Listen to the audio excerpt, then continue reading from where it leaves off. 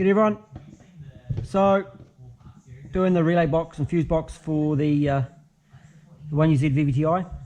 Had a bit of a breakthrough today. I've had my my terminals turn up for the ECU. That's lovely, gets me quite excited. It means that take the plugs, just repin instead of taking and soldering and moving stuff around, so that's going to save me some time. This one's going to need only a few fuses because of the way I've wired it. So I'm going to run a 6-way fuse box holder, I think that's what I'm going to use at the moment. I'm still just making up my mind. And I'm going to run a 4-way relay box.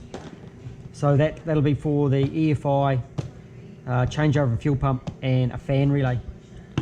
So I'm going to get into it. Not going to muck around too much. Try and get this thing sorted. I think I'm going to make the fuse box about 500 away from the computer, so I can either be mounted in the cabin or in the engine bay.